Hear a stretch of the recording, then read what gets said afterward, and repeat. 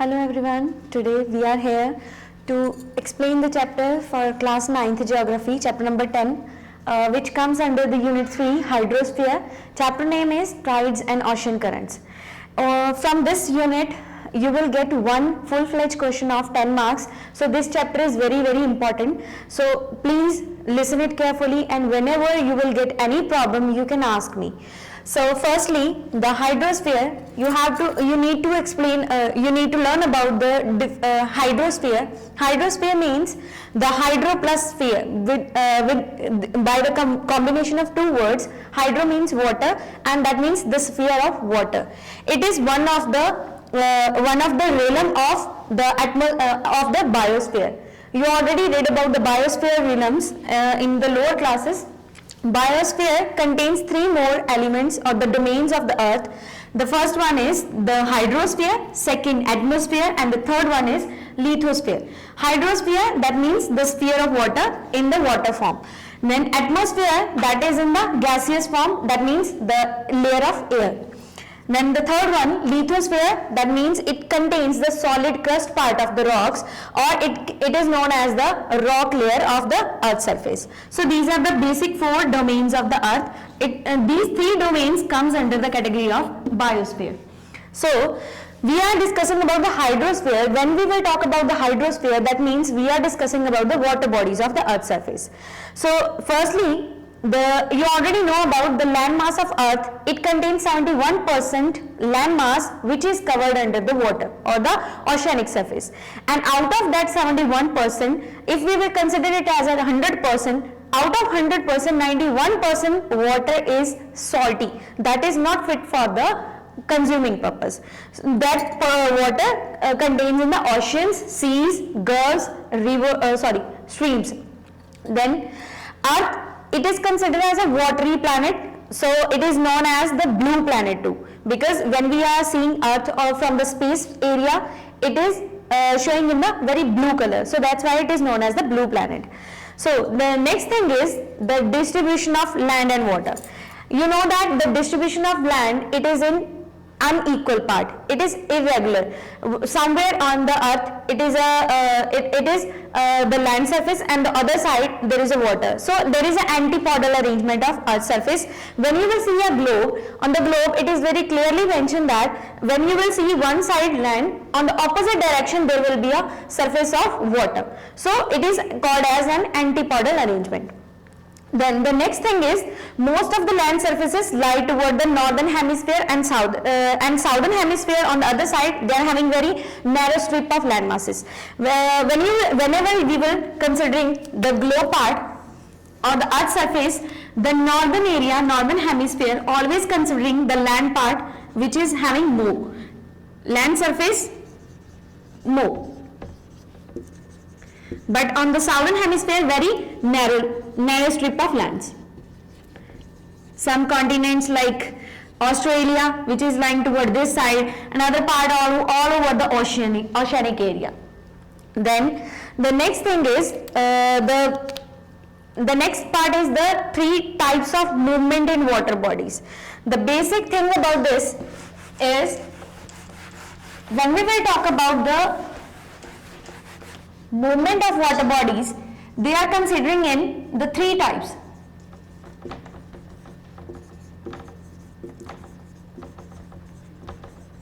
The first one is wave, second tides, and the third one are ocean currents. Simply, if we will say about the definition part of all those three, the first one, wave, is the oscillatory movement of water with the flow, and it happens due to the different land masses present inside the water bodies. It is just the flow which comes in water surface due to the land masses which are present inside the earth surface, or inside the water surface. And then the next is tides and ocean current. These two topics we will discuss in this chapter. Tides are very importantly, these are the rise and fall of water with the gravitational pull of moon and sun. Simple definition for this, it is the rise and flow of the water fall of water with the gravitational pull of sun and moon. More influentially, it is happened due to the gravitational pull of moon, and the second reason for this is the rotation of the earth. Due to these two reasons, tides are formed in ocean. Then the next is ocean currents. Ocean currents are generally called the movement of surface mass water of the ocean in a definite or a particular direction. In a definite direction or in a particular direction, when water is moving with the general movement, that is known as the ocean current. That means in a circular motion or in the horizontal or in the vertical motion. Basically, we are considering the ocean currents into two momental regular parts. The first one, horizontal movement, that is the ocean currental movement, and the second one, vertical movement, that is the rise of bottom water and the sinking of surface water by combining action of these two reasons. The first reason is density. Density means due to the temperature and salt, the water becomes fluctuate, that is the density, the thickness comes in water. Then winds. Winds means transferring heat from the lower to higher altitude. That means they are creating the pressure on the land surfaces or the water surfaces, and they are the ocean currents are formed. So due to the two reasons, ocean currents are formed in two regular movements, horizontal and vertical. So the next thing is the ebb and flow. It is very important.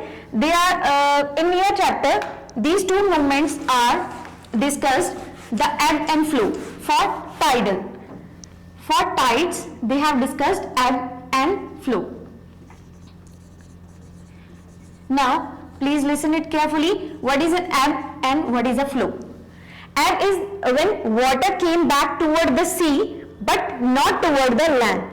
When water comes toward the sea but not toward the land in a flowing manner, that is known as the ebb. And water, when it is going toward the coastal part or to the bank part of the ocean, that is known as the flow. It is a clearly mentioned over that ebb is the movement when water goes toward the sea area, and when it comes back toward the coastal area, that is the flow. So next thing is, I want to explain about the tidal range. What is a tidal range? Tidal range, it is just a simple picture for the coastal area. Suppose it's a coastal part and here is the water. The normal altitude of the water surface, water level is this one, but due to the gravitational pull or the full moon days, the water surface goes to the higher level. And at this moment, the magnitude between high tide and low tide is known as the tidal range. How we will discuss about, I have given one example for this. Tidal range equals to high tide minus low tide. That means, for example, high tide is on the 10 meter and low tide is on the 4 meter. This is the normal regular tidal range, and we will minus it from 10 meter to 4 meter. That means the 6 meter is the tidal range or the magnitude of the high tide and the low tide. Now, the next thing is the causes of the tides. There are four main causes for the tides. The first one is gravitational force. Gravitational force by the influence of moon. It is basically considering as the influence of moon and sun. But we are imposing the main importance on the moon side, because moon is creating the more gravitational pull for the water surfaces. So people living on the seashore can observe the connection between the phases of moon and the tides. When they are seeing the normal days, they are saying that the tides are on the balanced manner, but when full moon day comes, it becomes on the higher level. That means gradually they are increasing on their level. Then the next of the influence of moon, that means that due to the elliptical orbit. I will explain you this through the diagram. Suppose this is the elliptical orbit for the moon. Here is our earth. Here is moon. Here is also moon. For the movement I have described over here, moon here and here. So you can see through this diagram that difference between the both side is not equal. That means moon is on the orbital format it is not close, it is not in the equal close toward the earth. Here difference is very less, and here difference is vast than this one. So here you can see that this side, if moon is here and the difference between the distance between both earth and moon is very less, that means gravitational pull is also more. So these areas of equatorial areas of earth, they are having the bulge or the pull toward the moon, and flow is on the uprise, and toward this side flow is on the lower part, and as distance is very vast, so that's why they are having less flow on the water surfaces. So the next thing is, due to the centrifugal force, objects try to move outside the direction. Centrifugal force comes into the center of the earth. It is in the center of the earth, and afterward they are pulling toward the object. Then high tides form toward the equatorial bulge of the earth. The next thing is the rotation of the earth. Rotation of the earth also creates the tides, and the high tides and the low tides formed after every 24 hours due to the rotation of the earth. Rotation creates 24-hour difference between the high tide and low tide. Then the next is the tides types. There are two types of tides.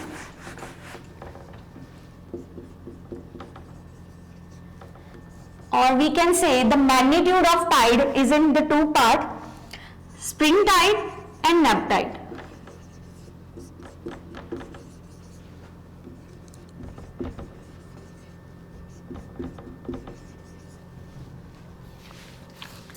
Through this flashcard I will show you the spring tide. By these two diagrams you can see that spring tide always happen in the horizontal motion. So it is the earth, sun and moon, all these three celestial bodies comes in the straight line. High tides formed on the both sides of the earth, because sun straight still on the one side and moon on the other side. When the full day moon comes, the high tidal rains are formed on the equatorial bulge of the earth on the both sides. Then when new moon comes, and on this day only one side of the earth having bulge on, and at that time the tides are high tides are formed. So this is the second diagram. In first diagram, when earth is in center in the earth, sun and moon, and in the second one when moon comes center in the sun and earth. So that's why gravitational pull towards the one side of the earth, and the high tides are formed in this side. Then on the neap tide, in neap tide low tides are formed, and here a rising of water but in a low form and pull in different directions, because they are not in one direction, they are having like the angle they are creating, moon on the one side and sun toward the other side, and earth is in this side toward the one side. So low tides are formed toward this side and toward this side. Both sides are having low tides because there is no gravitational pull in a straight manner. When gravitational pull more on the both side, then high tides are formed. So the next thing is the timing of the tides. Timing each tides happen after approximately 12 hours and 26 minutes. This is a basic time for the tide formation, 12 hours and 26 minutes. After forming one tide, the next tide will happen on 12 hours and 26 minutes. Then effects of tides. There are basic effects of tides. I will read you for your convenience. It is given on book page number 91. You can go through it, and if you will get any problem, you can ask. The first is the ocean currents mitigate the air temperature and help in the regulation of air routes. They are removing debris from seashore. Strong tidal currents help ships to enter in the shallow harbor. So all these are there. The next thing is ocean currents. Very importantly, I already discussed about the regular movement, horizontal and vertical. The next is the two main arrangements of the ocean current. First one is Atlantic Ocean and the second one Pacific Ocean. Atlantic Ocean, they are further divided into three major currents which are happening in ocean, and on the other side Pacific Ocean, they are having two major currents. Kuroshio, that is known as Tsushima, that is a warm current, and the second one Kurile, that is known as, another name is Oyashio current, it is a cold current. They are ocean currents considering according to the temperature condition in the water surface, so that's why they have given warm current and cold current. Atlantic Ocean currents are north and south equatorial current, Gulf Stream, that is a warm current, Labrador current, and some other important currents are there. The Canary, that is a cold current, Brazil, warm current, Falkland current, that is a cold, Venezuela, that is also cold, and South Atlantic Drift, which is also cold. So all these are the basic ocean currents which are very important. So they have given in your book with the examples. I hope you understood this topic, and if you will get any problem, you can ask me through comment. So now your chapter is over, and I want to give you some homework related with this chapter. You have to solve it and afterward give me the response about that. Write the technical terms of chapter number 1 in your notebooks and solve the exercise that is given on page number 94 by reading full-fledged chapter Tides and Ocean Currents. I hope you understood. Thank you.